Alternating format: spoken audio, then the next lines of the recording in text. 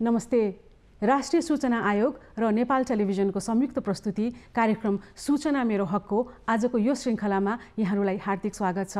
यहाँहरूलाई थाहा छ, हामी यो कार्यक्रम मार्फत सूचनाको हकका विविध पाटाहरूलाई केलाउने गर्छौं र विशेष गरी तपाईँ हाम्रो जीवनमा परिवर्तन गर्न र राज्यकै जीवनमा परिवर्तन गर्न सूचनाको हकले कसरी सघाउँछ भनेर विज्ञहरूसँग कुराकानी गर्ने गर्छौं।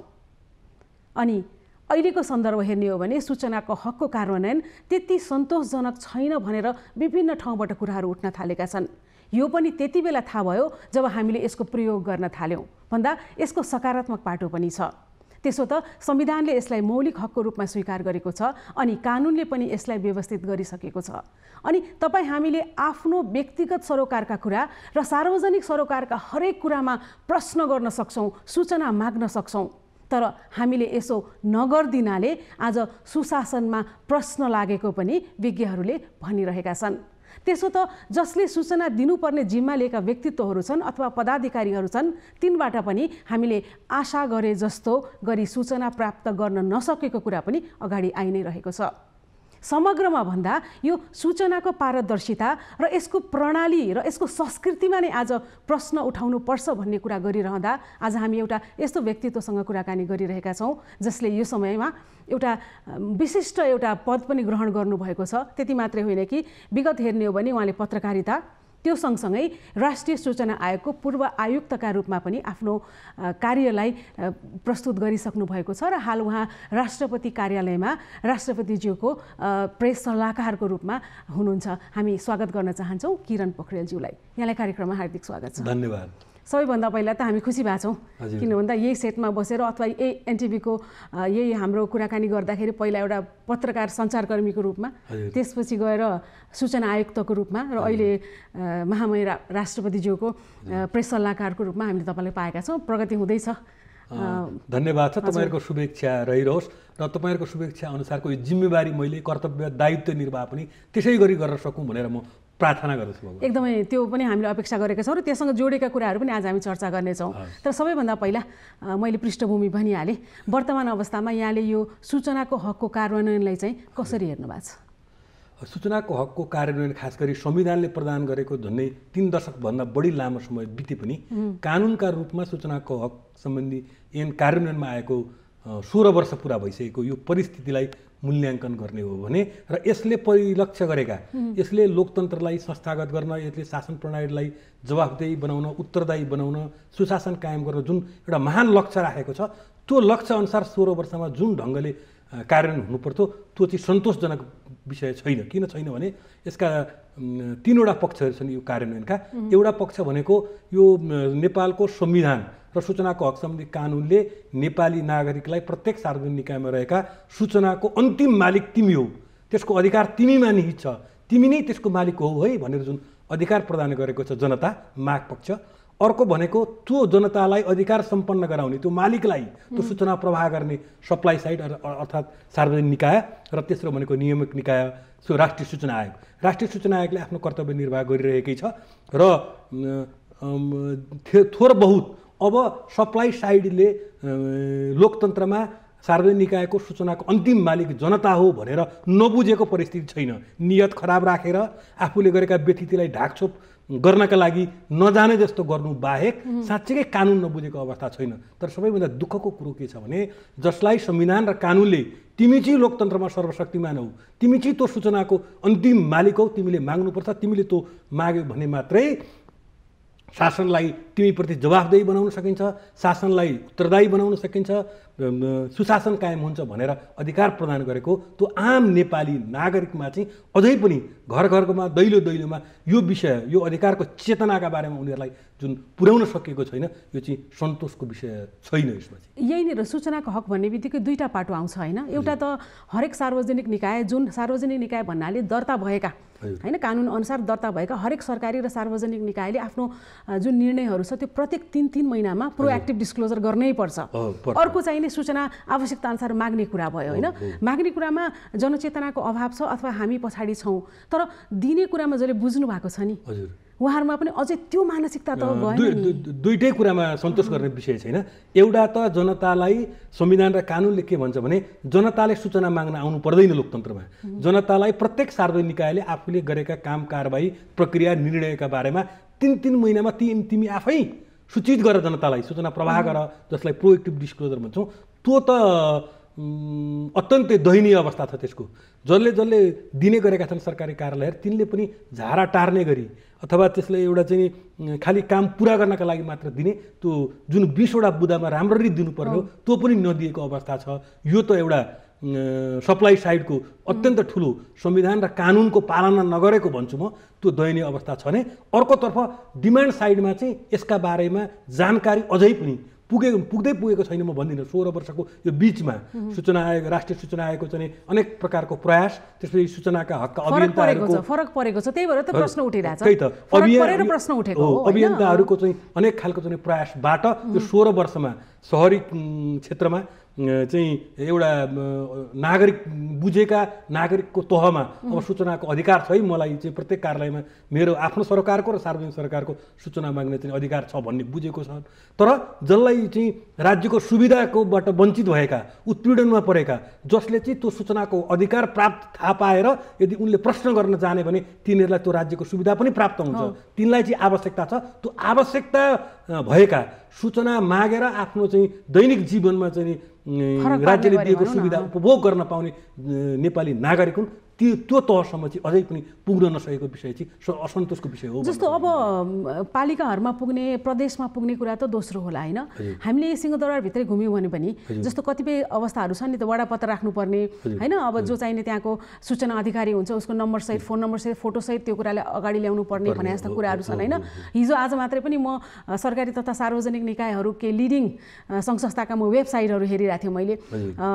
एकदमै प्रश्न लाउने गरिकन पनि अपडेटेड छैनन् भनेपछि होइन अब कसलाई समात्ने होला भने अब तिनलाई फेरि कारवाही गर्ने गरिकन कानुनी प्रावधान पनि छैन भने के गर्ने होला? त्यो आफै कानुन बनाउने, आफै पालना गर्ने। म आफू राष्ट्रिय सूचना आयोगमा सूचना आयुक्त हुँदा मैले आफूले पनि भन्ने गरेको थियो र हाम्रो प्रमुख त्यति बेलाको तत्कालीन प्रमुख आयुक्त र आयुक्तज्यूहरू पनि यसमा सहमत भएर एउटा हामीले अभियानै सञ्चालन गरेका थियौँ। त्यही भएर मैले के भन्ने गर्छु जहिले पनि भने कानुन र संविधानले दिएको जनताको अधिकार दिन यदि चाहिँ दिनुपर्ने पक्ष सप्लाई साइड तयार छैन भने त्यो बेला गर्ने एउटै उपाय हो जनता जगाउने। जनता जागेको दिन तपाईँले हेर्नुहोस् त के अरे सिस्टम ढलेका छन्। आज राजतन्त्र ढल्न हामी सङ्घीय लोकतान्त्रिक गणतन्त्रमा जनताले चाहेको दिन के लिन सक्दैन। त्यस कारणले जनतालाई जगाउँ, जनतालाई भनौँ कि लोकतन्त्रमा त्यो प्रत्येक सार्वजनिक निकायमा भएका सूचनाको अन्तिम मालिक तिमी हो, तिमीले त्यो अधिकार जसरी लिनुपर्छ भनेर जस्तो मैले पनि कुरा उठाउन चाहेँ कि यहाँको कार्यकालमा जब यहाँ आयुक्त हुनुहुन्थ्यो, यहाँकै अगुवाईमा एउटा अभियान नै चलाउँछु भनेर यहाँले एउटा काम सुरुवात गर्नुभएको थियो कि जनता जगाउने महाअभियान भनेर सुरु गर्नुभएको थियो होइन। त्यसले के गर्यो होइन? अब अथवा त्यो अहिले कहाँ छ भने यस्तो प्रश्न, किनभने संस्थाले त निरन्तरता गर्नुपर्छ भन्ने कुरा पनि हो नि होइन। त्यसको उद्देश्य के थियो आरतीजी भने ठ्याक्कै अघि तपाईँले सोधे जस्तो दिने साइडले दिएन, संविधानले भनेको छ, कानुनले भनेको छ, तर कानुनले भनेको विषय पनि सप्लाई साइड दिन तयार छैन। यो अवस्थामा के गर्ने त भन्दा त्यही जनता जगाउनुपर्छ भनेर जनता जगाउने महाअभियान थालौँ भनेर हामीले सुरु गऱ्यौँ। त्यसका 3वटा पक्षलाई हामीले समेट्न खोजेका थियौँ। अब के गर्ने त? जनता जगाउन, जनताको घर घर दैलो दैलोमा चाहिँ यो सूचनाको हक सम्बन्धी कानुनका विषयमा चेतना फैलाइदिनु पर्ने काम सरकारको हो। तर सरकार आफै सूचना दिनलाई चाहिँ अग्रसर नभएका कारणले उसले त्यो काम गरेन। जेहेन तेहेन राष्ट्रिय सूचना आयोगले यो प्रयास गर्दै आयो। अब राष्ट्रिय सूचना आयोगको 30-40 जना कर्मचारी भएको एउटा आयोगले 3.25 करोड नेपाली जनताको घर घर दैलो दैलोमा यो विषय त यत्तिकै पुर्याउन सक्दैन। त्यस कारणले के गर्ने त भन्दा 3टा पक्षलाई समातौँ भन्ने भयो हामीलाई। एउटा भनेको स्थानीय जनप्रतिनिधि जो भर्खरै निर्वाचित भएर आएका थिए, नयाँ संविधान बमोजिम, तिनलाई समाउँ। अर्को भनेको राजनीतिक दलहरू। राजनीतिक दलकालाई यो बुझाउन सक्यो भने उनले आफ्ना कार्यकर्ता तहमा भनिदिए भने स्थानीय तहका चाहिँ जनप्रतिनिधिले अहिले नै त जनतालाई भन्दैनन्, किनभने उनी स्वयं सूचना दिने ठाउँमा छन्। तर कम्तीमा स्थानीय जनप्रतिनिधिले अहिले त्यो कुरा बुझाउन सक्यो भने भविष्यमा उनीहरू जुन दिन जनप्रतिनिधि रहँदैन र अर्को मान्छे आउँछ, त्यस कारणले उनीहरूलाई त्यो राजनीति गर्नका लागि पनि जनताको घर दैलोमा सूचनाको अधिकारका बारेमा बुझाउनु पर्ने चाहिँ अवस्था आउन सक्छ। दुई पक्षलाई बुझाउँ। र तेस्रो भनेको हामीले माननीय न्यायाधीशज्यूहरू, यो कतिपय हामीले राष्ट्रिय सूचना आयोगले सूचना नदिएको हकमा गरेको दण्ड सजायका बारेमा पुनरावेदन चाहिँ अदालतमा लाग्छ होइन। त्यो अवस्थामा कतिपय माननीय न्यायाधीशजीहरूले यो बुझ्नु भएको छैन भनेर मैले भन्ने त्यो दुस्साहस म गर्दिनँ। उहाँहरूले जति कसैले पनि बुझेको हुँदैन।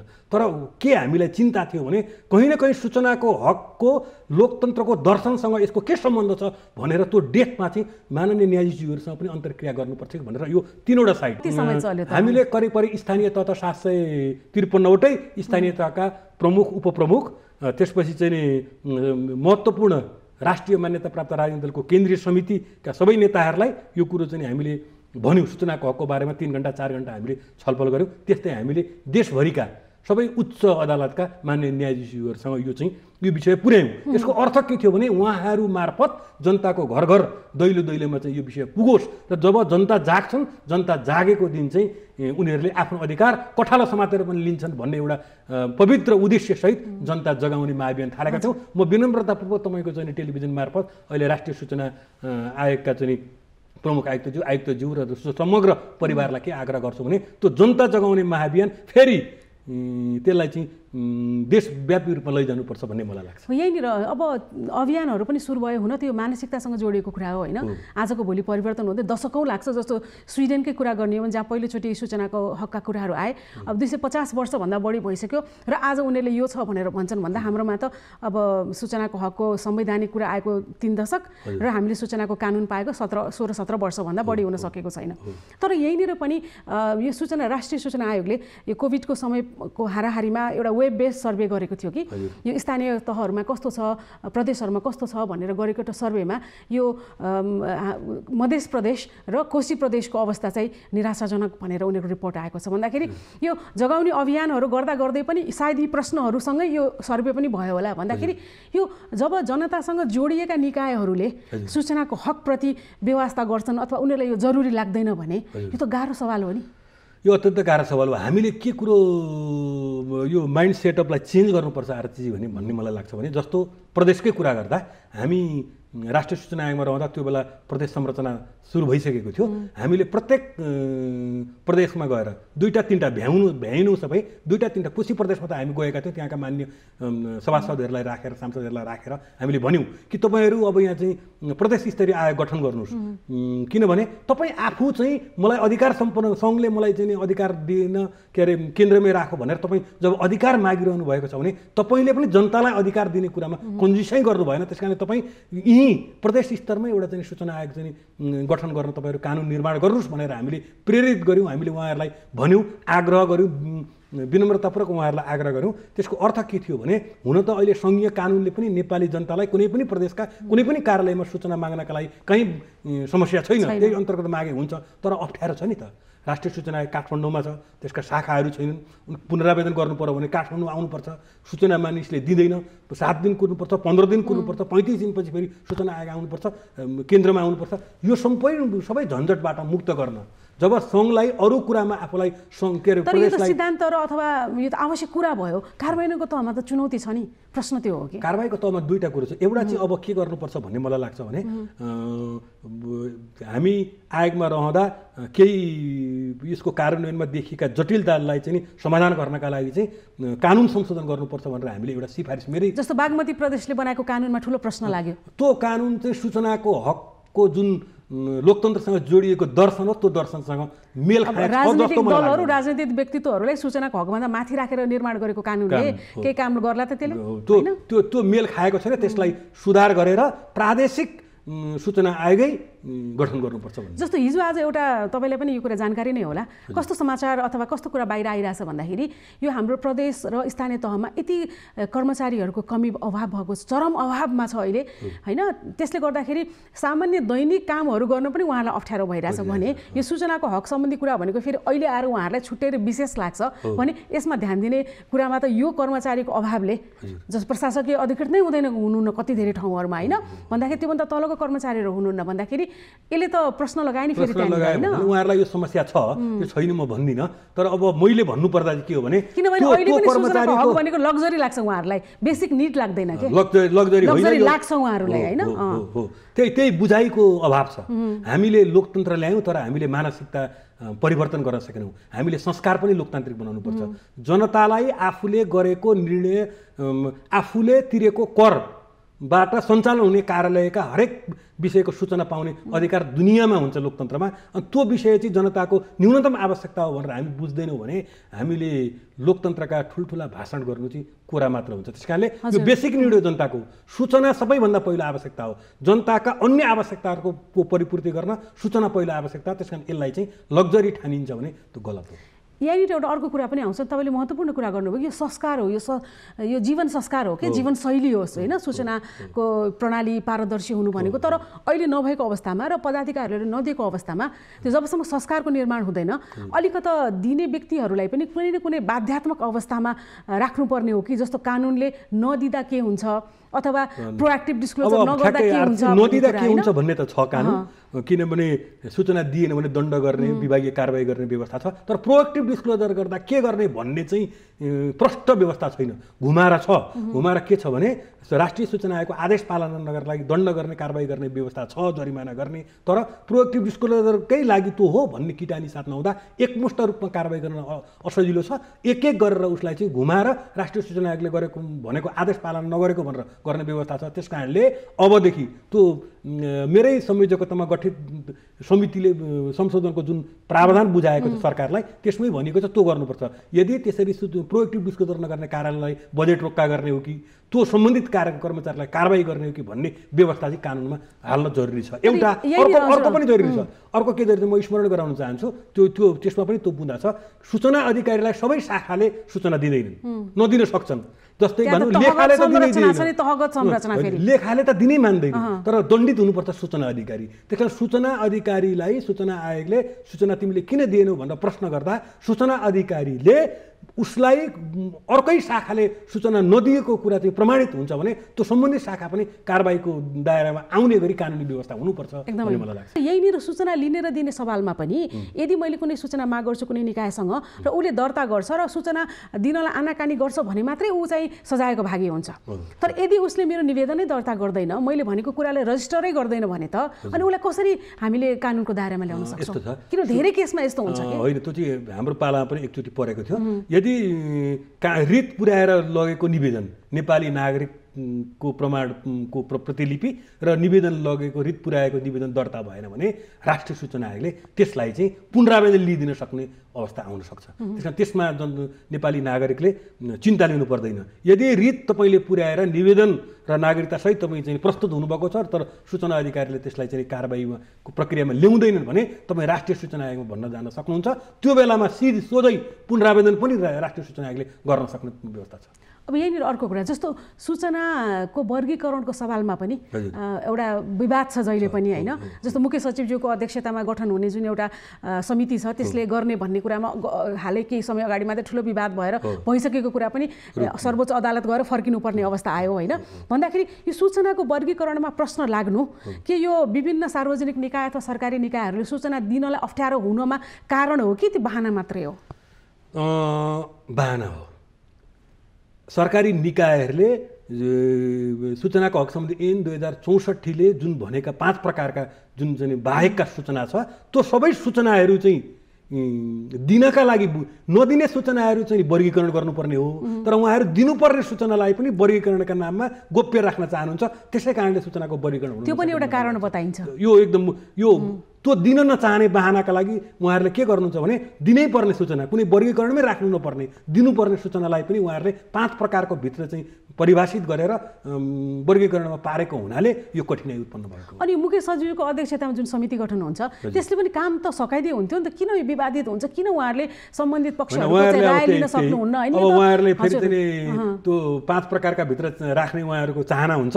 त्यो चाहिँ फेरि चाहिँ रिट पर्ला, फेरि चाहिँ अदालतले फेरि हराउला भनेर हो कि के हो? अब यसमा चाहिँ ठ्याक्कै मैले बुझ्न पाएको छैन। तर जे होस् उहाँहरू वर्गीकरण गर्नु नपर्ने सूचनालाई पनि गोप्य राख्ने गरी वर्गीकरण गरेकाले समस्या आएको भन्ने मलाई लागिरहेको छ। एकदमै महत्त्वपूर्ण सवालमा आज हामी चर्चा गरिरहेका छौँ कि सूचनाको हक यति महत्त्वपूर्ण छ जसले लोकतन्त्रलाई मजबुत बनाउँछ, जसले सुशासनलाई अगाडि ल्याउँछ र अन्ततः जनताको जीवनलाई परिवर्तन गर्छ र राज्यलाई नै समृद्ध गर्छ। त्यति महत्त्वपूर्ण विषयमा आज हामी चर्चा गरिरहेका छौँ र हामी चाहन्छौँ यहाँहरू हरेकले यो विषयलाई बुझ्नुहोस् र थाहा पाउनुहोस् कि तपाईँ हाम्रो एउटा प्रश्नले धेरै ठुलो परिवर्तन ल्याउन सक्छ। अब हामी यसैलाई अगाडि बढाउन चाहन्छौँ। जस्तो एउटा अर्को सवाल पनि आइरहेछ, के छ भन्दाखेरि यो सुशासनको सबैभन्दा मजबुत कडी भनेको सूचनाको आदान प्रदान, सूचना प्रवाह गर्नु, पारदर्शी हुनु भन्ने कुरा गर्दै गर्दाखेरि अहिले सूचनाको हकको पालनाको सन्दर्भमा अहिले हिजो आज मात्रै म एउटा तथ्याङ्क हेर्दै थिएँ कि 15% लगभग 15देखि 16% हाम्रा नेपाली जनताहरू नागरिकहरू चाहिँ गरिबीको रेखामुनि हुनुहुन्छ। त्यो भनेको चरम गरिबी, हरेक बहुआयामी गरिबी भन्छ नि, भन्दाखेरि एउटा त्यो पक्ष छ जसलाई सूचना त्यहाँसम्म कसरी पुर्याउने भन्ने सवाल छ, जबकि राज्यले उहाँहरूलाई नै लक्षित गरेर कार्यक्रमहरू ल्याउनु भएको हुन्छ। भन्दाखेरि उहाँहरूले सूचना लिन सक्ने अवस्था छैन, राज्य त्यहाँसम्म पुग्ने अवस्था छैन। भन्दाखेरि भाषागत कुरा छ, हामी प्रविधिमा विश्वास गर्छौँ, टेक्नोलोजी भनेर वेबसाइटमा हाम्रो सूचनाहरू राख्छौँ, भाषाका कुरा होला, अपाङ्गताका कुराहरू होलान् होइन भने यो विविध समस्या बिचमा 15 को त मैले एकदमै गरिबीको रेखामुनिको कुरा गरेँ, त्यसपछि पनि अब सिधै भन्दाखेरि 10 देखि 15% मात्रै सूचनाको हकको प्रयोग गरिरहेछन् के, ठ्याक्कै यो चित्रलाई उल्टा गर्ने हो भन्दाखेरि 10 देखि 15 ले गरेका छन् होइन। भन्दाखेरि यो अवस्था नसुधारेसम्म त भन्दा राज्यले यसमा सोच्नु पर्दैन? एउटा कुरो के बुझिएन आरतीजी भने सूचनाको हक भनेको चाहिँ खालि मान्छेलाई दुःख दिने, भ्रष्टाचार गरेको छ कि छैन, व्यथिति भएको छ कि छैन भनेर खोदल्ने मात्र विषय हो भनेर जुन बुझिन्छ नि त्यो गलत हो। राज्यले दिएका सुविधाहरू, राज्यले उत्पीडित गरिबी रेखामुनि रहेका अथवा दुःख पाएका नेपाली जनतालाई, प्रत्येक जनतालाई दिएका हरेक सुविधाहरूका बारेमा तिनले थाहा पाएर त्यो उपभोग गर्न पाउने अवसर पनि हो एउटा। अर्को, सरकारले राज्यले आफूले गरेको कुरा जनता समक्ष पुर्याउने माध्यम पनि हो यो सूचनाको हक। त्यो सूचना प्रवाहबाट त्यो फाइदा हुन्छ भन्ने बुझाउन सकिएन। सूचनाको हक भनेको खालि व्यथिति, खराबी र चाहिँ उसलाई मात्रै चाहिँ खोतल्ने विषय हो भन्ने सप्लाई साइडको जुन चाहिँ कर्मचारी तन्त्रको बुझाइ छ त्यसले पनि समस्या ल्याएको। तपाईँले राम्रो काम गरेको कुरा, राज्यले चाहिँ दिएको सुविधाहरूका बारेमा जो लक्षित वर्ग हो त्यो वर्गसम्म त्यो सुविधा पुर्याउनका लागि पनि यो सूचनाको हकले चाहिँ मद्दत पुर्याउँछ। अनि कसरी हुन्छ त देशको समृद्धि र विकास? हो, समृद्धि र विकासको एउटा बाधक भनेको शासन प्रणालीको अपारदर्शिता हो। शासन प्रणाली जनताप्रति उत्तरदायी नहुनु। यही नै सवाल यही हो कि उहाँहरूलाई ठिक कसरी गर्ने के कोट अनकोट ठिक मैले त एउटै देखेको छु, जनता जगाउने महाअभियान थालेर प्रत्येक नेपाली नागरिकलाई। यो त फेरि लामो बाटो हो नि, यो त एकदम लामो बाटो हो नि होइन। अब त्यो पनि त्यहाँ पनि पुग्नुपर्छ। अब असल कुरा प्राप्तिका लागि बाटो लामो हुनसक्छ, कठिन हुनसक्छ, जटिल हुनसक्छ। तर जिम्मेवारीमा बसेका व्यक्तिहरूलाई पनि त हामीले केही न केही त उहाँको जिम्मेवारी बोध गराउने केही त गर्नु पर्ला। त्यो जनताले 5 वर्षको मा जुन आवधिक निर्वाचन हुन्छ, लोकतन्त्रमा जनताले त्यसैबाट चाहिँ उनीहरूलाई पुरस्कृत गर्ने, दण्डित गर्ने, त्योभन्दा अर्को लोकतन्त्र उपाय छैन। किनभने संविधान हेर्ने भने पनि पछाडि पारेका अल्पसङ्ख्यक होइन, जो विपन्न छन्, जो सीमान्तकृत छन्, महिला, जाति जनजाति, दलित लगायत होइन, सबैको निम्ति मधेसी होइन, मुस्लिम जो हुनुहुन्छ पछाडि पारेका वर्ग समुदाय, उहाँहरूको निम्ति राज्यले विशेष कार्यक्रम ल्याउने भनेको छ र त्यो अनुरूप कतिपय कार्यक्रम पनि छ के। अब तपाईँहरू हामीले पुँजीगत खर्चका कुरा गरौँ अथवा अन्य खर्चका कुरा गरौँ होइन, कार्यक्रमको सफलताको मापनका सूचाङ्कहरू हेरौँ, हामी त त्यो प्रयोगै नगरेर तल छौँ नि। न बजेट जान्छ, न कार्यक्रम कार्यान्वयन हुन्छ भन्दाखेरि यो खाडल पूर्ण त सूचनाको हक त धेरै ठुलो कुरो हो, एकदम ठुलो महत्त्वपूर्ण छ। त्यस कारणले यो सूचनाको हकलाई एकदम बढी से बढी प्रभावकारी रूपमा कार्यान्वयन गराउनका लागि सबै मिलेर लाग्नुपर्छ र त्यसको लागि उपाय केही लागेन भने मैले फेरि पनि तिर्याएर भने जनतालाई जगाउनुपर्छ। जनता, तिमीसँग यो अधिकार छ, नेपालको संविधान र कानुनले कसैले तिमीलाई छेकेर रोकेर हुँदैन, तिमी नै त्यो सूचनाको अन्तिम मालिक हौ, तिमीले तिरेको प्रत्येक करको हिसाब किताब माग्ने तिमीलाई अधिकार छ भनेर बुझाउनुपर्छ एउटा।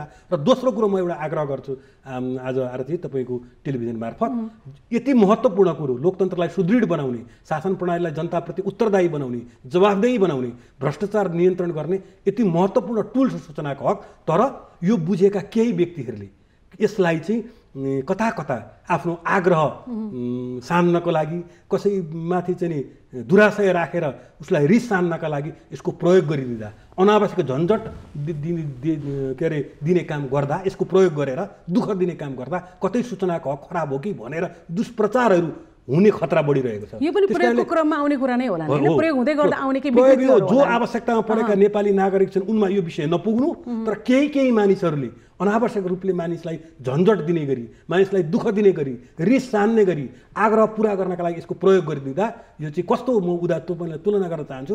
लोकतन्त्र भनेको संसारको उत्कृष्ट व्यवस्था हो, तर केही पात्रहरूको चाहिँ कमजोरीलाई देखाएर लोकतन्त्र नै खराब हो कि भनेर भनिने गरिन्छ नि। त्यसै गरी सूचनाको हक भनेको लोकतन्त्रको महत्त्वपूर्ण टुल्स हो, जनतालाई सर्वशक्तिमान बनाउने। तर त्यो टुल्सको अनावश्यक रूपले चाहिँ दुरुपयोग गरेर झन्झट दिने काम गर्दा, दुःख गर्दा सूचनाको हक नै बदनाम हुने काम हुन्छ। त्यस कारण त्यस्ता पात्रहरूलाई चिन्नुपर्छ र त्यस्तो काम गर्ने म मित्रहरूलाई त्यस्तो नगरिदिनका लागि आग्रह पनि गर्छु। यहीँनिर अब तपाईँको पहिलाको कर्म पनि जोडिन्छ कि, जस्तो पत्रकारिता होइन, अहिले नेपालमा पत्रकारिता क्षेत्र यति विकास भएको छ नि, अचम्म लाग्दो एउटा सुखद पक्ष नै मानौँ होइन। पत्रकारिता क्षेत्रले जसले विषयको उठान गर्छ त्यो विषयमा हामीले आज चर्चा गर्दै गरेको कुरा एकदमै थोरै हुन्छ नि, दुईवटा किसिमले। एउटा त खोजमूलकमा सूचनाको हकलाई कसरी प्रयोग गर्ने होइन, हामी चाहिँ ढोकाको बाटो नजाने कि झ्यालबाट गएर सूचना लिने भन्नुभयो, पत्रकारितालाई चाहिँ प्रमोट गर्ने हाम्रो बानी छ, एउटा त्यो भयो होइन।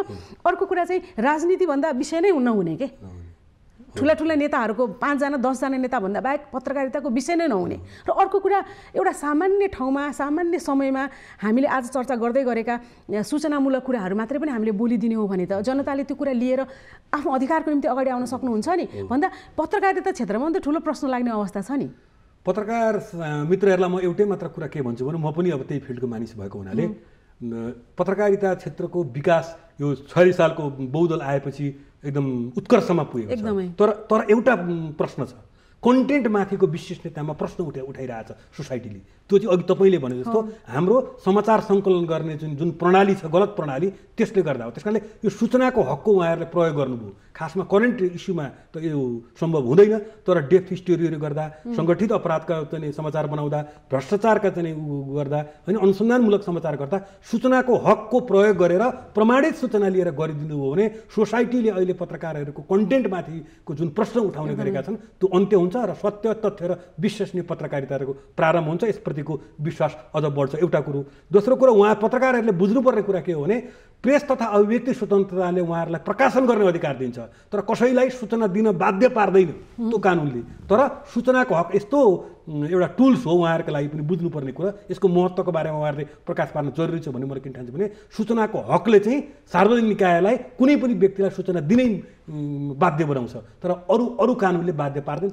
यो कानुन पत्रकारका लागि पनि महत्त्वपूर्ण छ भनेर उहाँहरूले यो कानुन प्रयोगका निम्ति चाहिँ जनतामा जनचेतना जगाउने अभिभावक उहाँहरूको पनि हो भन्ने मलाई लाग्छ। जस्तो अहिले पत्रकारिताकै कुरा गर्ने हो भने पत्रकारिता जसरी राजनीतिसँग जोडिएको छ नि, अब हाम्रा विभिन्न सङ्गठनहरू हेर्ने हो भने सबै भातृ सङ्गठन जस्तो गरिकन पत्रकारका पनि सङ्गठन छन् होइन।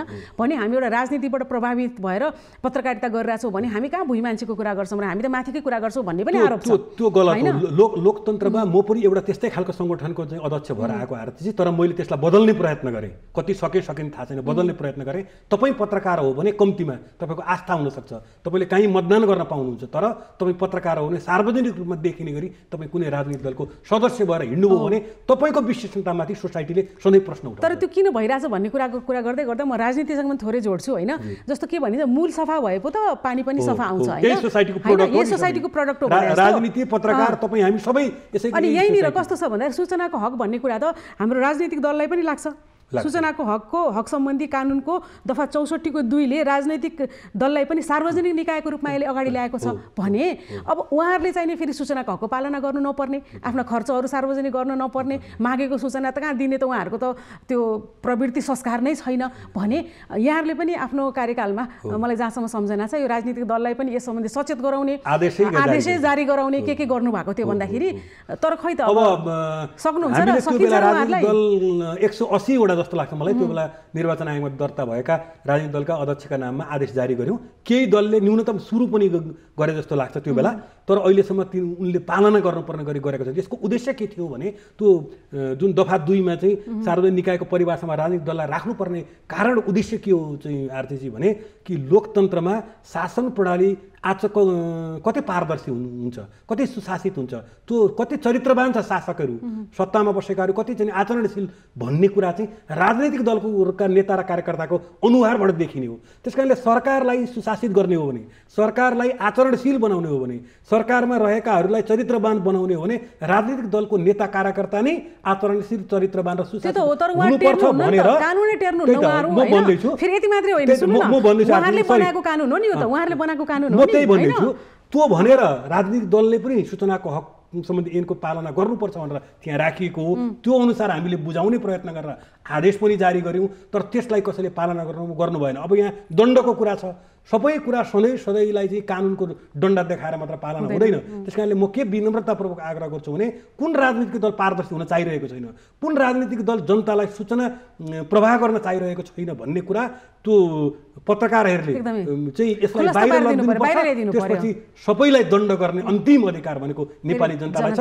नेपाली जनताले बुझ्छ यो राजनीतिक दल पारदर्शी हुन चाहिरहेको छ, यो राजनीतिक दल जनतालाई अधिकार सम्पन्न बनाउन, सूचना प्रवाह गर्न चाहिरहेको छ, यो चाहिरहेको छैन भनेर आउने निर्वाचनमा जनताले दण्डित गर्छन्। त्यसकारण जनताको नजरमा कुन राजनीतिक दलले सूचनाको हक सम्बन्धी कानुनको पालना गरेन भनेर बुझाइदिने कर्तव्य चाहिँ तपाईँ हामी पत्रकारको। जस्तो एकदमै थोरै मात्रै बोल्छु कि एकदमै अप्ठ्यारो अवस्था छ नि, होइन? आफै कानुन निर्माण गर्नुहुन्छ राजनीतिक दलहरू, होइन? आफैले पालना गर्नुहुन्न, अनि कहाँबाट हुन्छ भने जस्तो लोकतन्त्रमा प्रश्न लाग्ने एउटा महत्त्वपूर्ण आधारमा हामीले एकचोटि राजनीतिक दलहरूको पनि ध्यान आकर्षण गरायौँ कि सूचनाको हकलाई एकचोटि पढिदिनु होला, मनन गरिदिनु होला, कार्यान्वयन गर्ने कोसिस गरिदिनु होला। हामीले पनि ध्यान आकर्षण गरायौँ। अब हामी अन्तिमतिर पनि आइसकेका छौँ र तपाईँको जुन यात्राको कुरा गरेँ मैले, पत्रकारिता, त्यसपछि तपाईँ सूचना आयुक्त र अहिले राष्ट्रपति कार्यालयमा राष्ट्रपतिज्यूको तपाईँ प्रेस सल्लाहकार हुनुहुन्छ।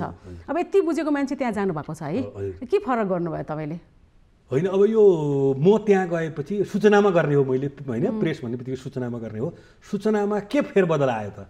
एउटा पत्रकार सूचना आयोगमा बसेर 5 वर्ष सूचनाको हकको प्रत्याभूतिको लागि लागेको मानिस राष्ट्रपतिज्यूको प्रेस हेर्न जाँदा त्यसमा के फरक आयो भनेर मैले आफूले भन्नुभन्दा पनि यहाँहरूले नै त्यसको चाहिँ मूल्याङ्कन गरिदिनु होला भन्ने मलाई लाग्छ। तर यति चाहिँ के भन्छु भने म आफैलाई पनि के लाग्छ भने यसरी त्यहाँबाट चाहिँ सूचना पारदर्शी ढङ्गले प्रवाह भइरहेको छ कि मलाई कोट अन कोट त्यहाँको मर्यादा भनिन्छ नि, जुन गोप्य संस्कृतिमा हुर्किएको कर्मचारी तन्त्रले बनाएको जुन कोट अन कोट मर्यादा छ, कतै त्यो मर्यादा नै यो सूचना आयुक्त पूर्व आयुक्तको ह्याङओभरले त्यो मर्यादालाई चाहिँ उल्लङ्घन गर्ने बात पो लाग्छ कि भन्ने डर लागिरहेछ।